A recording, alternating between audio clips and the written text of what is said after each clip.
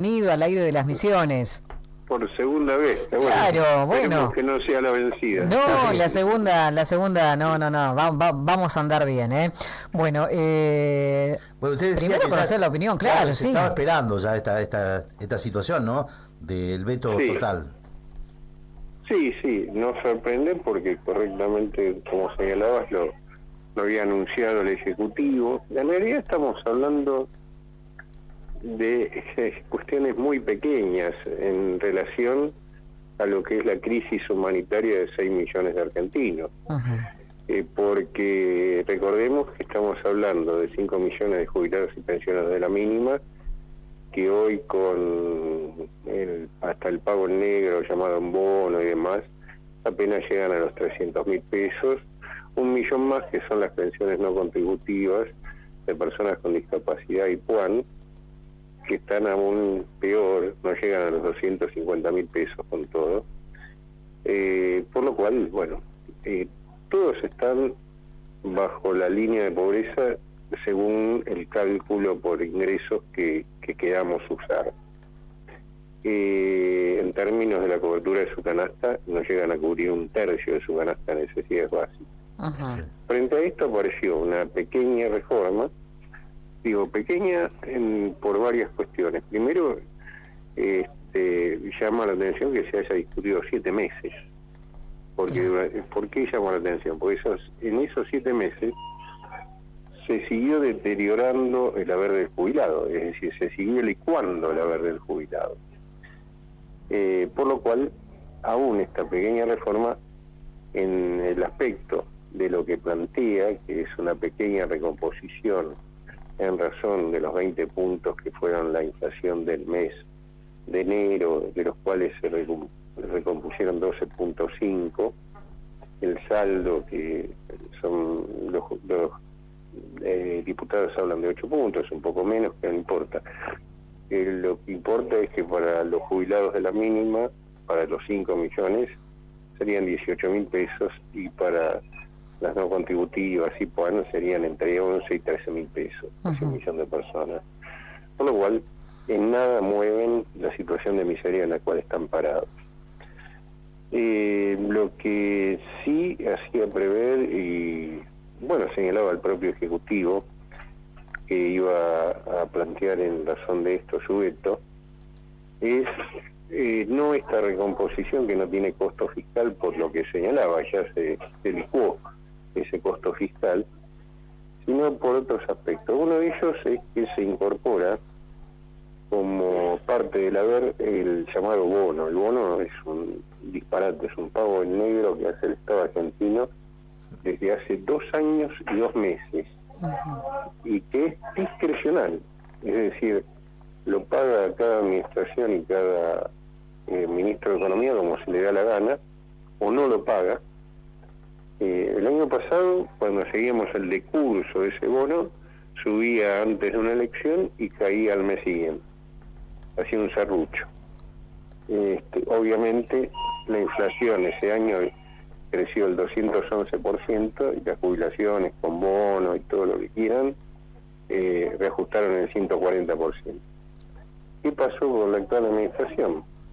Tuvo esa herramienta que le pareció fenomenal para la discrecionalidad del haber, y la sigue aplicando a rajatabla. Entonces hoy vemos ese pago en negro, ese bono, está congelado en 70.000 pesos desde hace 7 meses, incluido septiembre, desde el mes de marzo. Claro. Eugenio, ¿y ahora qué pasos van a seguir, no? Usted, como defensor de la tercera edad, ¿cuál es el proceso que continúa? ¿O qué van a hacer? Sí. En términos del veto, recién hoy conocimos los fundamentos, hoy vamos a ver esos fundamentos. ¿Por qué?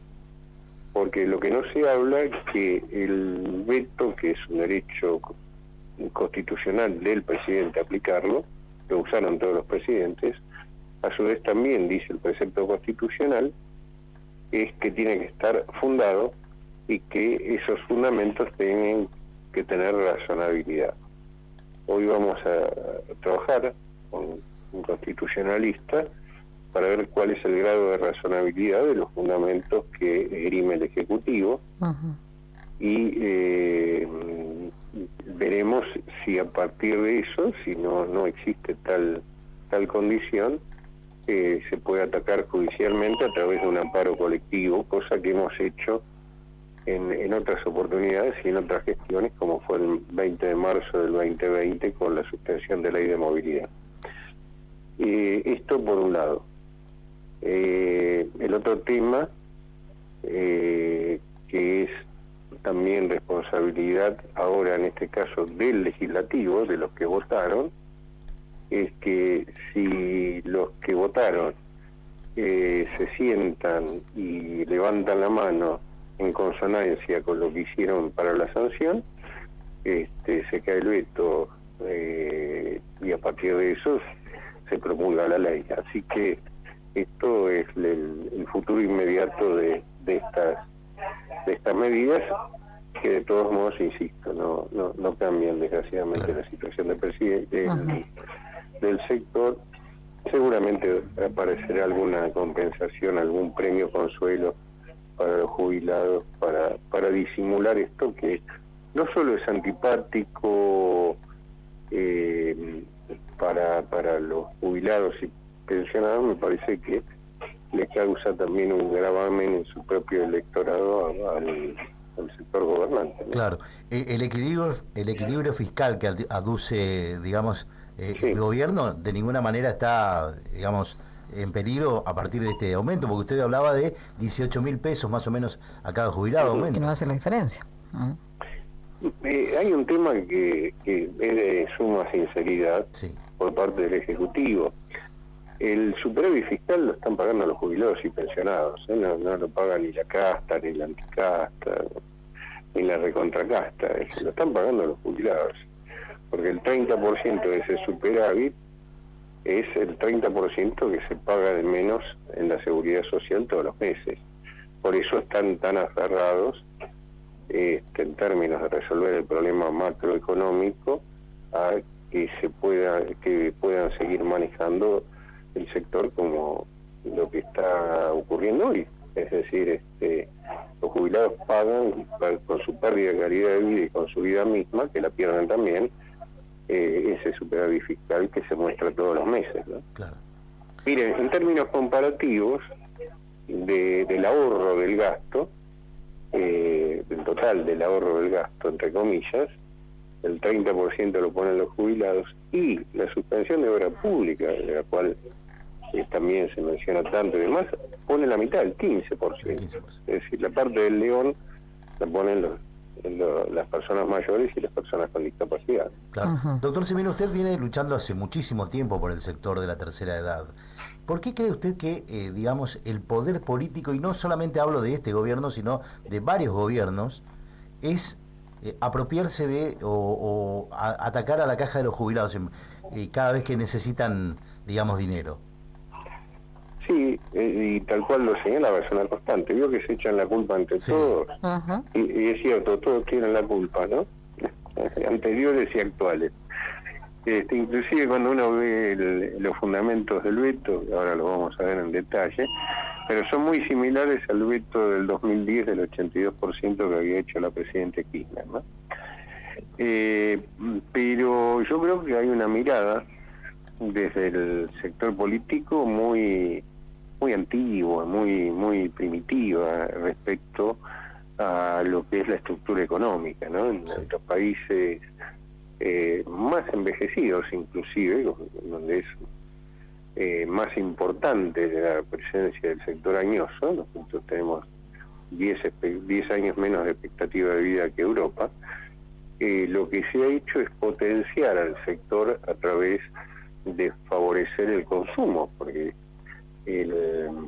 hoy la biología a la persona de 65 años le ofrece la posibilidad de 20, 25 años más de vida plena y con calidad, por lo cual lo que ha hecho el mundo es integrar al consumo a ese sector, es un reproductor de riqueza, a través de dos fenómenos: cuidarle la salud y ponerle plata en el bolsillo. No hay decisión de ahorro a esa edad, y la tasa de recupero de lo que se le pone en el bolsillo al jubilado para el sistema, vía impuestos y trabajo, se calcula que está entre 30 y 45 días, es decir, es inmediato el efecto sobre la economía. Y acá, bueno, vamos en sentido contrario. Me parece que el no comprender esto, vemos que tenemos una sociedad cada vez más excluida. Cuando se habla de la exclusión de los viejos, yo lo soy, es el preámbulo de la exclusión de los jóvenes. Es decir, nosotros somos el futuro de estos jóvenes. Lo que se está viendo hoy en los viejos es la proyección en este joven que ya no aporta porque ve que para qué lo va a hacer, en este joven que le cuesta horrores armar un proyecto de vida en su propio país y estar pensando en muchos casos, yo lo veo con los médicos, pero Sí. Se ve también muy sencillamente con los jugadores de fútbol, que es algo más cercano, que están pensando no en llegar en primera, sino ver dónde se lo llevan cuando son adolescentes o son terminan su formación en forma reciente. Ujú. Bueno, y usted hablaba acerca de los argumentos del veto, ¿no? Acerca de este tema, ¿no? Y de toda esta nueva fórmula de movilidad jubilatoria, doctor. Sí. Ujú. ¿Cuáles son? Para que los podamos entender, ¿no? Los fundamentos del veto, por eso hoy lo voy a ver con el doctor Andrés Gil Domínguez, que es constitucionalista, Ujú. para ver cuáles son los marcos de razonabilidad que tiene ese veto Bien. en términos jurídicos, ¿no? Es decir, para atacarlo, de ser posible, si no existe esa razonabilidad judicialmente, ¿no? Es decir, por inconstitucional. Bien, y entonces ahora qué queda, por lo menos ahora para esperar, solamente hay que esperar a ver qué es lo que sucede. En términos de lo judicial, bueno, lo vamos a definir rápidamente en unos días, Ujú. pero esencialmente acá la otra gran responsabilidad es del legislativo.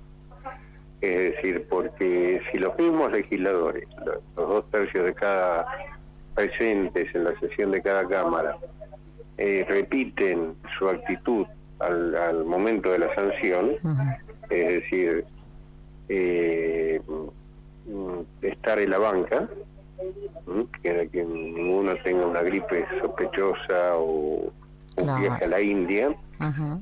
si están sentados y levantan la mano en el mismo sentido, se cae el veto. Así que, bueno, veremos. Esto parece, el transfugismo es un deporte nacional que ya no nos sorprende, ¿no? Claro. Pero, bueno, si cada uno conserva su actitud, inclusive los que votaron en contra, mientras se sienten y voten en contra, es decir, que mantengan su voto,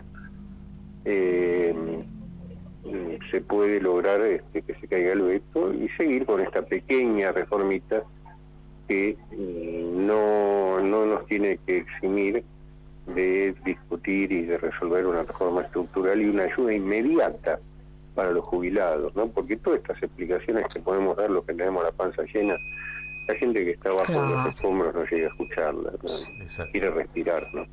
Exacto. Bueno, doctor, entonces van a estudiar la cuestión de, digamos, los argumentos del La gobierno. posibilidad, claro. Sí, y presentar una medida de antiinconstitucionalidad de este veto, ¿no? Sí, inclusive no es nuevo, ya lo hemos hecho con el decreto de marzo del 2020, cuando se suspendió la ley de movilidad, el presidente Fernández, y bueno, hicimos un amparo colectivo, y es más, hoy hay 100.000 juicios que hicieron los jubilados, que están ganados, en primera y segunda instancia están en la Corte, dando la razón a los mismos, por aquí el disparate de la movilidad y el achatamiento de la pirámide, ¿no? Inclusive pasó lo mismo, que también está en la Corte, con el llamado factor empalme de diciembre del 17.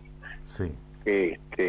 Así que desde el punto de vista judicial se pueden obtener resultados, pero bueno, mientras queden en un cajón donde ya no hay más instancias que la Corte, Claro. mucho más que eso no podemos hacer, ¿no? Lo que pasa es que muchas veces no hay tiempo, ¿no? Y los tiempos de la justicia por ahí son... Y los tiempos de los jubilados también. También, claro, ese es el tema. El tiempo de cualquier mortal es el Sí, presente, claro. Porque es cierto que la supuesta expectativa de vida de un jubilado o de una persona mayor como yo no es la misma de un joven. Sin embargo, esto es en términos simplemente cuantitativos. Sí. Es decir, el futuro de cada uno es una proyección no medible, así que lo que hay que evitar que se produzca este fatalismo que hoy vemos en la sociedad, donde no se puede armar ese futuro a ninguna edad, ¿no? Esto es muy patológico y compete a todos los actores y decisores políticos, sindicales y dirigenciales de otras actividades. Claro que sí. Doctor, muchísimas gracias por su tiempo. Un abrazo grande, lo mejor para ustedes. Que siga muy bien, ¿eh?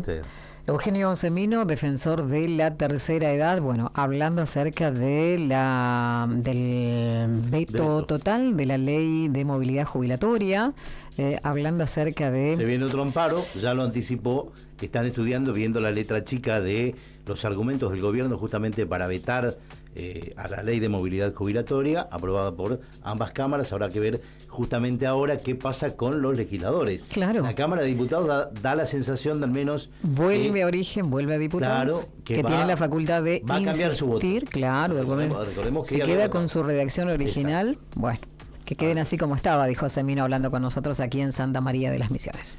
11:54 minutos, la hora en la República Argentina.